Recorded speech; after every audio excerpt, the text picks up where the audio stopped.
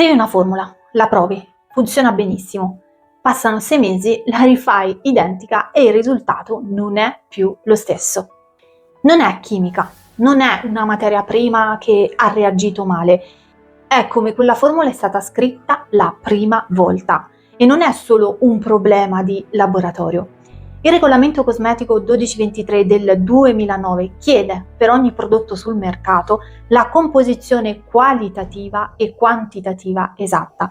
È su quella formula che si costruisce il fascicolo tecnico ed è su quella che lavora il Safety Assessor. Una formula scritta a memoria non regge quel passaggio. Oggi vediamo riga per riga cosa trasforma una ricetta personale in una formula vera. È come una ricetta scritta per una teglia sola, con il burro segnato come quanto basta e la cottura come finché non è pronto. La prima volta funziona perché la fai tu, nella tua cucina, con il tuo forno e sai già cosa cercare, ma prova a darla a qualcun altro o prova a raddoppiarla. Quella ricetta smette di funzionare, non perché gli ingredienti fossero sbagliati, ma perché non era mai stata scritta per essere riprodotta. Era scritta per essere ricordata da chi l'aveva già fatta. Una formula cosmetica scritta allo stesso modo ha esattamente lo stesso destino. Sono Lisanna, cosmetologa formulatrice e founder di Cosmetech Academy. Questo è un argomento a cui tengo in modo particolare perché non riguarda un ingrediente o una molecola, riguarda il modo in cui il nostro sapere formulativo viene messo per iscritto e da quello il laboratorio dipende tutto il resto. Oggi guardiamo insieme i 5 punti che trasformano un'idea formulativa in una formula vera. Perché si scrive sempre in percentuale e mai per un numero fisso di contenitori? Perché il nome di un ingrediente scritto in modo generico è un rischio nascosto? Perché una formula si organizza per fasi? Perché il tempo di lavorazione non si scrive mai come un numero fisso di minuti? E perché il pH finale, con un intervallo preciso, decide se il tuo prodotto sarà ancora lo stesso tra 2 anni. E non ti faccio solo la teoria. Per ogni punto ti leggo riga per riga la stessa indicazione scritta prima nel modo sbagliato e poi nel modo corretto, così senti con le tue orecchie la differenza. Se sei qui per la prima volta e formuli, iscriviti, ogni settimana esce un video così. E quindi partiamo dal primo punto.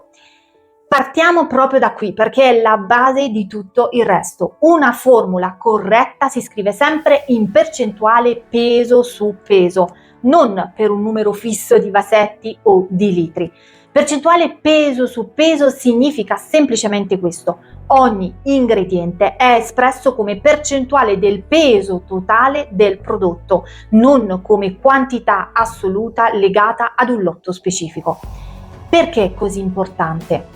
Se scrivo la mia formula per 75 vasetti, quella formula è vera solo per quei 75 vasetti. Il giorno in cui voglio farne 100 o voglio farne 25, devo rifare tutti i calcoli da capo e il rischio di errore aumenta notevolmente. Se invece scrivo tutto in percentuale su una base di 100, quella stessa formula funziona identica che io stia preparando 100 grammi in laboratorio o 100 kg in produzione. Il 5% di un ingrediente resta il 5% a qualunque scala. Una nota tecnica che vale la pena fissare: la formula deve essere scritta in un'unica unità di misura, sempre peso, mai una combinazione di peso e volume. Mescolare grammi e millilitri o peggio ancora gocce o anche cucchiaini dentro la stessa formula introduce un'ambiguità che a piccola scala magari non si nota, ma a scala industriale diventa un problema serio di riproducibilità. Sentiamo la differenza. Scritta nel modo sbagliato, una riga di formula suona così: glicerina 60 grammi per 75 vasetti. Sembra un'informazione completa, ma non lo è. Dipende interamente da quanti vasetti decido di fare oggi e quale capienza hanno quei vasetti. Andiamo scritta nel modo corretto. La stessa riga suona così: glicerina 3%, un numero solo che non cambia mai. qualunque sia la quantità di prodotto che sto per preparare. È la stessa materia prima, la stessa funzione in formula, ma solo la seconda versione è davvero una formula. Il secondo punto riguarda come si chiamano gli ingredienti dentro la formula. In etichetta per il consumatore si usa sempre l'INCI, lo dico spesso nei miei video. L'INCI è la nomenclatura internazionale che identifica la funzione chimica di un ingrediente, uguale in tutto il mondo, indipendentemente da chi lo produce. Ma l'INCI da solo dentro una formula di lavoro spesso non basta. Faccio un esempio semplice: cera emulsionante o anche olio o anche burro non sono nomi INCI, sono descrizioni generiche. Il tipo di dicitura che si trova scritta a mano su un quaderno di laboratorio o in una formula pensata solo per uso personale. L'INCI vero e proprio, quello che identifica davvero l'ingrediente, è un nome preciso. Per esempio, cetearyl alcol o ancora butirospermum parchi butter. Ma anche l'INCI da solo spesso non basta, perché sotto lo stesso identico nome INCI possono esistere decine di materie prime diverse, prodotte da fornitori diversi, con gradi diversi, e ognuna di queste può dare alla formula una viscosità ed una stabilità finale differenti. Lo stesso vale per un olio o anche un burro vegetale. Lo stesso INCI può nascondere versioni molto diverse tra loro, raffinate o non raffinate, con provenienze diverse, con concentrazioni diverse del principio attivo.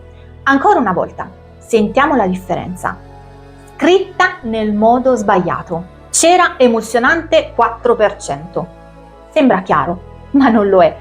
Quale cera? Di quale fornitore? Di quale grado? Andiamo a vedere nel modo corretto. Cetearyl alcol, nome commerciale e fornitore specificati 4%. Solo la seconda versione garantisce che tra un anno o in un altro laboratorio qualcuno stia davvero usando lo stesso identico materiale e non un'interpretazione approssimativa della stessa parola generica. Il terzo punto riguarda l'organizzazione interna della formula. Una formula corretta non elenca gli ingredienti uno dopo l'altro in un ordine casuale, ma li raggruppa per fasi. Una fase, detto nel modo più semplice possibile, è un gruppo di ingredienti che vengono trattati insieme nello stesso momento del processo e spesso alla stessa temperatura, perché condividono lo stesso ruolo tecnico. La fase grassa raccoglie oli, burri, cere ed emulsionanti e viene tipicamente scaldata per fondere tutti i suoi componenti. Poi c'è la fase acquosa che raccoglie acqua e ingredienti idrosolubili. Poi ancora, a seconda della formula, ci sono fasi più delicate, dove entrano gli attivi termolabili, gli oli essenziali, le fragranze, i conservanti, il correttore di pH. Organizzare per fasi e non per singolo ingrediente ha un motivo molto concreto: evita che qualcosa venga dimenticato o inserito nel momento sbagliato del processo. Chi legge la formula sa immediatamente che tipo di trattamento richiede ogni gruppo di ingredienti, senza dover indovinare. Pensa alla differenza pratica. Una formula scritta come un elenco unico, senza fasi, ti costringe a rileggere tutta la lista ogni volta per capire cosa va scaldato e cosa no, cosa va aggiunto a caldo e cosa va aggiunto a freddo. Invece, una formula organizzata per fasi te lo dice già nella struttura stessa del documento. Apri la fase A e sai che è la fase grassa da scaldare, ad esempio. Apri la fase C e sai che lì trovi componenti delicati da aggiungere a temperatura controllata. È una differenza che sembra piccola sulla carta, ma che in laboratorio e ancora di più in produzione evita errori costosi. E arriviamo al quarto punto, è quello che quando lo spiego fa più click nelle teste di chi mi ascolta.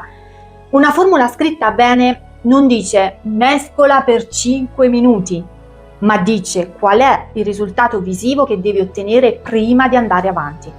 Questo risultato si chiama end point, il punto di arrivo di quella fase, riconoscibile ad occhio. Torniamo alla cucina un secondo. Se una ricetta dice cuoci per 12 minuti, quel numero vale solo per quel forno, con quella teglia, con quella quantità di impasto. Se dice invece cuoci finché la superficie non è dorata, quella indicazione specifica funziona in qualsiasi forno, con qualsiasi quantità, perché descrive il risultato, non il tempo impiegato per raggiungerlo.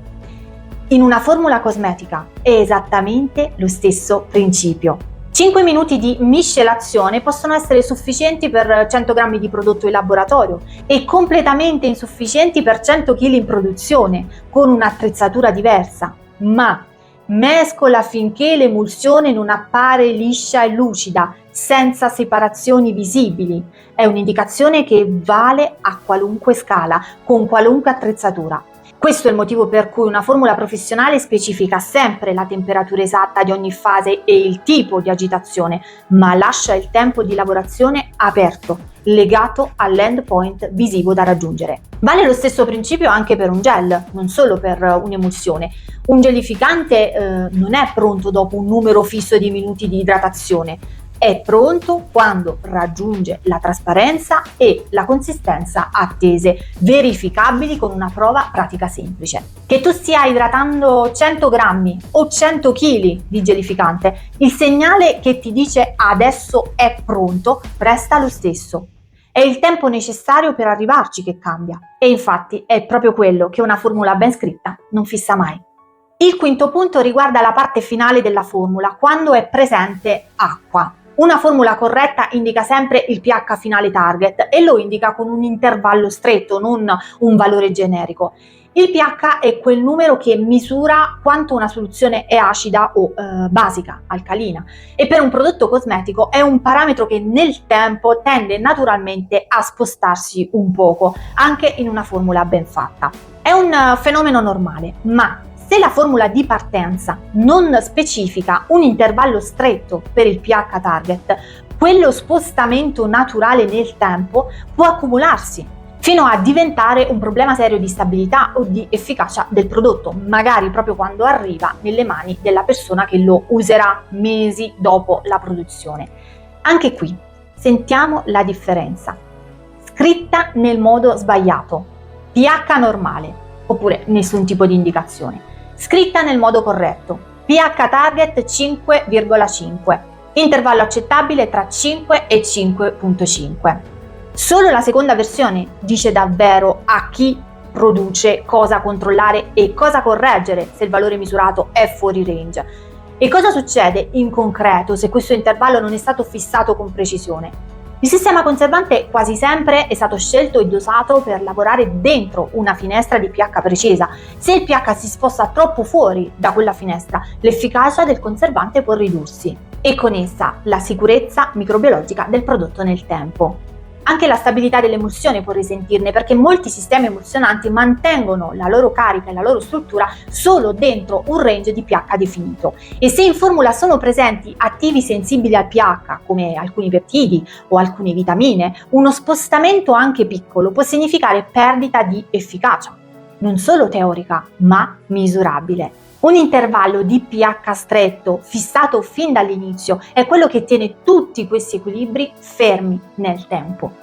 E torniamo da dove siamo partiti, questi 5 punti: percentuale, materie prime specificate, fasi, endpoint, pH.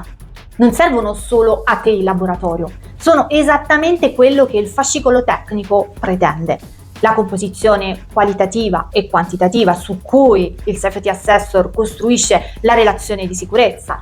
Una formula scritta in modo ambiguo, con nomi generici o percentuali non chiare, non permette a nessuno di questi passaggi di essere fatto con rigore. Una formula scritta bene è già pronta a diventare la base tecnica di tutto il fascicolo. Non è un dettaglio burocratico in più, è la stessa disciplina applicata 2 volte. Una volta per la riproducibilità in laboratorio, una volta per la conformità normativa. Quindi metti insieme questi 5 punti e quello che ottieni non è più una ricetta personale, è un documento tecnico che puoi trasferire. Puoi rifarlo tu stessa o tu stesso, identico, tra un anno. Puoi passarlo ad un collega e otterrà lo stesso risultato che ottieni tu. Puoi scalarlo per una produzione più grande senza doverlo reinventare. E se un giorno decidi di affidare la produzione ad un contract manufacturer, cioè ad un'azienda esterna che produce su tua formula e per tuo conto, quel documento è l'unica garanzia che il prodotto che riceverai sarà davvero quello che hai formulato tu e non un'interpretazione approssimativa della tua idea. È la differenza tra un'idea che resta chiusa nella tua testa e un sapere che puoi davvero trasferire. Tutto questo l'ho messo in un template di formula già pronto. Le colonne giuste, INCI, nome commerciale, fornitore, percentuale, fase, endpoint, pH target. Così non devi ricostruirlo da zero ogni volta. Lo scarichi gratis dal link qui sotto in descrizione. Provalo con una formula che hai già scritto, vedi quante di quelle colonne riesci a riempire davvero. È il modo più veloce per capire se quella che hai in mano è già una formula o è ancora una ricetta. Ed è, credo, una delle competenze più sottovalutate in questo mestiere.